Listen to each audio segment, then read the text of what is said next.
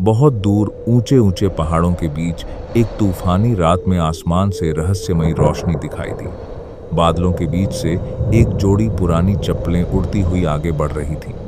उनके चारों ओर नीली जादुई चमक थी और कोई रहस्यमयी परछाई उनका पीछा कर रही थी। अगली सुबह सूरज की सुनहरी किरणों से एक छोटा सा सुंदर गांव जग उठा। चिड़ियां चहचहा रही थीं और लोग अपने रोज के काम में लग गए थे। उसी गांव में रहता था एक नेकदिल और मेहनती लड़का, अर्जुन। अर्जुन के पास ज्यादा धन दौलत नहीं थी, लेकिन उसका दिल बहुत बड़ा था। रास्ते में जब उसने एक बूढ़ी अम्मा को भारी पानी के घड़े उठाते देखा, तो वह तुरंत उनकी मदद करने लगा। उसने दोनों घड़े उठाए और उन्हें सुरक्षित घर तक पहुंचा दिया। थोड़ी दूर आगे अर्जुन को एक छोटा सा बकरा रास्ता भटका हुआ मिला। वह उसे प्यार से लेकर उसके मालिक के पास पहुंचा गया। बकरे को वापस पाकर किसान की खुशी का ठिकाना नहीं रहा। अर्जुन के लिए किसी की मदद करना ही सबसे बड़ा इनाम था। शाम को अर्जुन अपनी दादी के छोटे से मिट्टी के घर लौटा। घर में खाने के लिए केवल 2 रोटियां बची थीं। दादी ने प्यार से दोनों रोटियां अर्जुन के सामने रख दी। अर्जुन जानता था कि दादी ने अपना हिस्सा भी उसके लिए छोड़ दिया था। उस छोटे घर में गरीबी थी, लेकिन प्यार की कोई कमी नहीं थी। अगले दिन अर्जुन अपने कंधे पर कपड़े की छोटी सी थैली लेकर जंगल के रास्ते निकल पड़ा। ऊंचे पेड़ों से छनकर आती धूप, उड़ती तितलियां और ठंडी हवा उस रास्ते को किसी जादुई दुनिया जैसा बना रही थीं। तभी जंगल के रास्ते पर अर्जुन की नजर एक वृद्ध साधु पर पड़ी। बाबा वायुनाथ थककर रास्ते के किनारे गिर पड़े थे। कई लोग वहां से गुजरे, लेकिन किसी ने उनकी मदद नहीं की। अर्जुन बिना देर किए उनकी ओर दौड़ पड़ा। अर्जुन ने बाबा को सहारा देकर उठाया और उन्हें पानी पिलाया। कुछ ही देर में बाबा ने आंखें खोलीं। अर्जुन की निस्वार्थ सेवा देखकर उनके चेहरे पर संतोष की मुस्कान आ गई। उन्हें समझ आ गया था कि यह लड़का साधारण नहीं, बल्कि बहुत साफ दिल वाला है।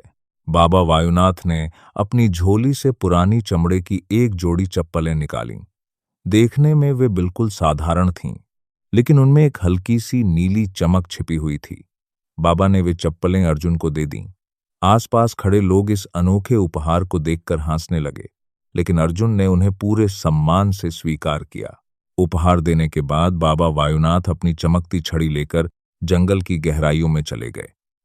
अर्जुन उन्हें दूर तक देखता रहा। धीरे धीरे धुंध ने बाबा को अपने भीतर छिपा लिया और अर्जुन के हाथों में रह गईं वे रहस्यमयी चप्पलें। उस रात अर्जुन ने चप्पलों को अपने कमरे में रखा। आधी रात होते ही अचानक कमरे में नीली रोशनी फैलने लगी। चप्पलों से चमकते हुए कण निकलने लगे और हवा में घूमने लगे। अर्जुन आश्चर्य से पीछे हट गया। उसकी आंखों के सामने जादू जाग चुका था। अचानक कमरे में तेज जादुई हवा घूमने लगी। खिड़की के पर्दे लहराने लगे, कागज हवा में उड़ने लगे और चप्पलें धीरे धीरे जमीन से ऊपर उठ गईं। नीली रोशनी ने पूरे कमरे को अपने घेरे में ले लिया। अर्जुन ने जैसे ही वे चप्पलें पहनकर कदम बढ़ाया, उसके पैर जमीन से ऊपर उठ गए। देखते ही देखते वह छत के पार आसमान में पहुंच गया। कुछ पल के लिए वह घबरा गया, लेकिन फिर उसके चेहरे पर खुशी की चमक फैल गई। अर्जुन अब उड़ सकता था। अर्जुन बादलों के ऊपर उड़ता हुआ दूर दूर तक निकल गया। नीचे विशाल पहाड़, चमकती नदियां और ऊंचे झरने दिखाई दे रहे थे। चप्पलों के पीछे नीली चमकती लकीर बन रही थी। पहली बार अर्जुन ने दुनिया को आसमान से देखा और उसे लगा जैसे पूरा आकाश उसका अपना हो। अपनी उड़ान के दौरान अर्जुन एक अद्भुत जंगल में पहुंचा। वहां रंग बिरंगी चिड़ियां, चमकती तितलियां और विशाल फूल थे। पेड़ों के बीच छोटे छोटे जादुई कण चमक रहे थे। अर्जुन इस अद्भुत दुनिया को देखकर खुशी से भर गया, लेकिन अर्जुन ने अपनी जादुई शक्ति का इस्तेमाल केवल मनोरंजन के लिए नहीं किया। एक दिन उसने देखा कि गांव का एक व्यक्ति बीमार है और उसके घर तक दवा पहुंचाना मुश्किल है। अर्जुन चुपचाप उड़कर उस घर की खिड़की तक पहुंचा और दवा वहां पहुंचा दी। पता भी नहीं चला कि मदद कहां से आई। एक दिन अचानक एक बच्चा तेज बहती नदी में फंस गया। पानी का बहाव बहुत तेज था और किनारे खड़े लोग बेबस होकर उसे देख रहे थे। तभी अर्जुन आसमान से बिजली की गति से नीचे आया। उसने बच्चे को सुरक्षित उठाया और उसे नदी से दूर किनारे तक पहुंचा दिया। अब गांव में अजीब अजीब चमत्कार होने लगे। कभी किसी की मदद अचानक हो जाती, कभी कोई खोई हुई चीज वापस मिल जाती। गांव वालों को समझ नहीं आ रहा था कि इन सब के पीछे कौन है, और अर्जुन पेड़ के पीछे छिपकर यह सब देखकर चुपचाप मुस्कुराता रहता था। लेकिन धीरे धीरे अर्जुन को अपनी जादुई ताकत पर गर्व होने लगा। अब वह दोस्तों के सामने उड़कर करतब दिखाने लगा।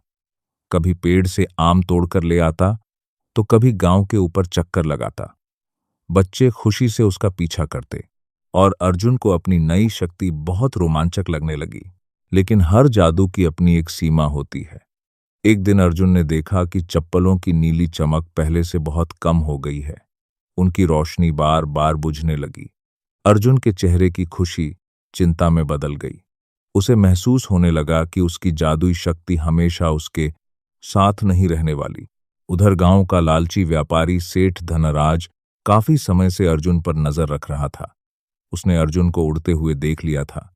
उसकी आंखों में लालच चमक उठा। उसे लगा कि अगर ये जादुई चप्पलें उसके हाथ लग जाएं, तो वह सबसे ताकतवर और अमीर इंसान बन सकता है। एक रात सेठ ने अपने एक आदमी को अर्जुन के कमरे में भेजा।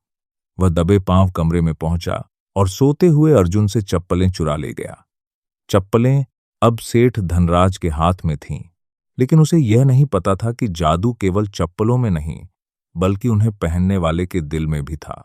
सेठ ने बड़े गर्व से जादुई चप्पलें पहन लीं और उड़ने की कोशिश की, लेकिन वह जमीन से उठने के बजाय बार बार धड़ाम से नीचे गिरता रहा।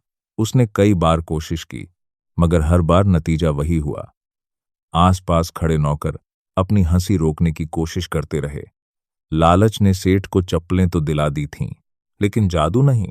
उसी समय गांव के ऊपर एक भयंकर तूफान आ गया। काले बादल छा गए, बिजली चमकने लगी और मूसलाधार बारिश शुरू हो गई। नदी का पानी तेजी से बढ़ने लगा।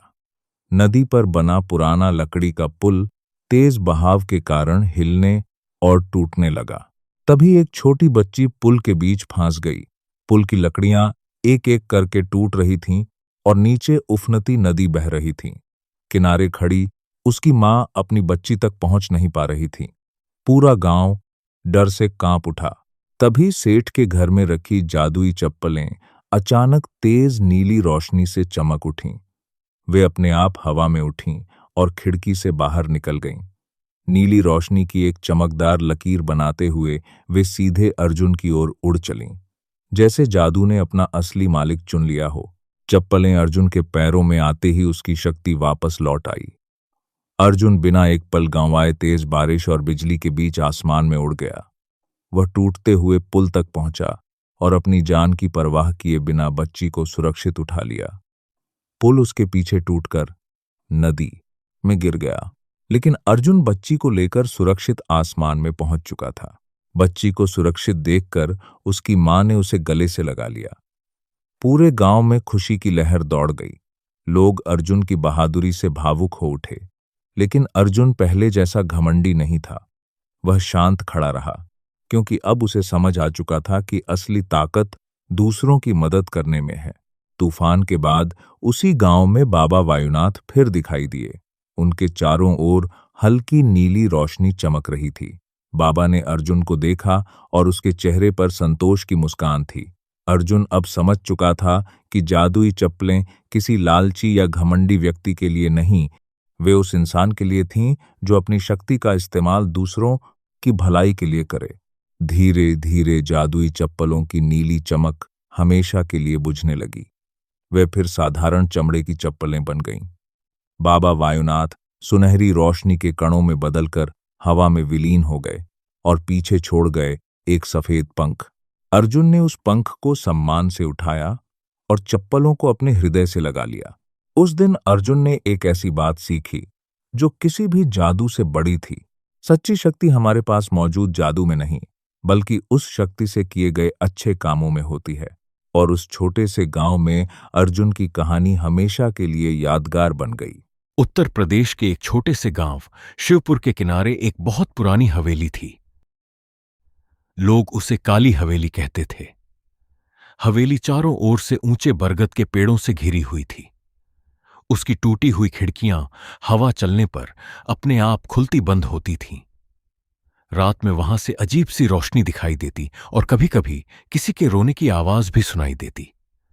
गांव के बुजुर्ग हमेशा बच्चों को चेतावनी देते थे, सूरज ढलने के बाद उस हवेली के पास मत जाना, वहां कोई वापस नहीं आता। लेकिन किसी को सच नहीं पता था। उसी गांव में 4 दोस्त भी रहते थे, अर्जुन, रवि, मीरा और गोपाल। एक दिन स्कूल से लौटते समय उन्होंने फिर हवेली देखी। गोपाल हंसते हुए बोला, मुझे लगता है गांव वाले बस बच्चों को डराते हैं। मीरा बोली, बिना वजह कोई जगह इतनी बदनाम नहीं होती। अर्जुन ने कहा, चलो आज रात सच पता लगाते हैं। रवि घबराकर बोला, अगर सच में भूत हुआ तो? अर्जुन मुस्कुराया, तो उससे दोस्ती कर लेंगे। चारों ने रात को मिलने का फैसला किया। रात के ठीक 9 बजे चारों टॉर्च लेकर हवेली पहुंचे। दरवाजा आधा खुला हुआ था। जैसे ही अर्जुन ने उसे धक्का दिया, भारी आवाज के साथ दरवाजा खुल गया। अंदर चारों तरफ धूल जमी हुई थी। दीवारों पर पुराने चित्र लगे थे। अचानक ऊपर की मंजिल से किसी के चलने की आवाज आई, थक थक थक। रवि डरकर बोला, कोई ऊपर है? लेकिन जब चारों ऊपर पहुंचे, वहां कोई नहीं था। एक कमरे में उन्हें लगभग 12 साल की एक लड़की दिखाई दी। उसने सफेद पुराना लहंगा पहना था। वह खिड़की के पास खड़ी बाहर देख रही थी। मीरा ने धीरे से पूछा, तुम कौन हो? लड़की धीरे धीरे उनकी तरफ मुड़ी। उसकी आंखों में आंसू थे। उसने कहा, तुम मेरी मदद करोगे? चारों ने हां में सिर हिलाया।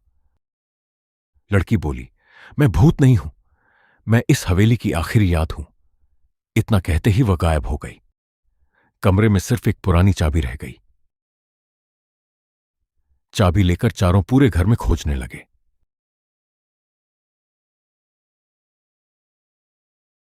आखिर उन्हें फर्श के नीचे लोहे का एक छोटा दरवाजा मिला। चाबी उसी में फिट हो गई। दरवाजा खुला। नीचे एक बड़ा तहखाना था। दीवारों पर पुराने दीपक लगे थे। बीच में एक लकड़ी का संदूक रखा था। जैसे ही गोपाल ने संदूक खोला, पूरा कमरा तेज नीली रोशनी से भर गया। संदूक में सोना नहीं, बल्कि बहुत पुराने पत्र, तस्वीरें और एक डायरी रखी थी। डायरी हवेली के मालिक ठाकुर वीरेंद्र सिंह की थी। उसमें लिखा था, कई साल पहले डाकुओं ने हवेली पर हमला किया था। उन्होंने परिवार को मार दिया, लेकिन ठाकुर की छोटी बेटी गौरी तहखाने में छिप गई। वह कई दिनों तक बाहर नहीं निकल सकी। मदद आने से पहले ही उसकी मृत्यु हो गई। गांव वालों ने समझा कि पूरा परिवार उसी दिन मर गया, लेकिन गौरी की आत्मा हमेशा किसी ऐसे इंसान का इंतजार करती रही जो उसकी कहानी दुनिया को बताए। अचानक वही लड़की फिर दिखाई दी। इस बार उसके चेहरे पर मुस्कान थी। उसने कहा, बस मेरी कहानी गांव तक पहुंचा दो, ताकि लोग मुझे भूत नहीं, एक मासूम बच्ची के रूप में याद रखें। इतना कहते ही उसकी आत्मा धीरे धीरे सुनहरी रोशनी में बदल गई। पूरा कमरा चमक उठा। फिर सब शांत हो गया। अगले दिन चारों दोस्तों ने गांव वालों को पूरी डायरी दिखाई। गांव के बुजुर्गों की आंखों में आंसू आ गए। सबने मिलकर हवेली की सफाई की। गौरी की याद में वहां एक छोटा सा स्मारक बनाया गया। धीरे धीरे लोगों का डर खत्म हो गया। अब हवेली डर की नहीं, इतिहास की पहचान बन गई। गांव के कुछ लोगों का कहना है, पूर्णिमा की रात हवेली की सबसे ऊपरी खिड़की पर एक छोटी लड़की मुस्कुराते हुए दिखाई देती है, जैसे वह अब भी हवेली की रखवाली कर रही हो। हर रहस्य के पीछे कोई न कोई सच्चाई छिपी होती है। डर से भागने के बजाय सच को समझने की कोशिश करनी चाहिए।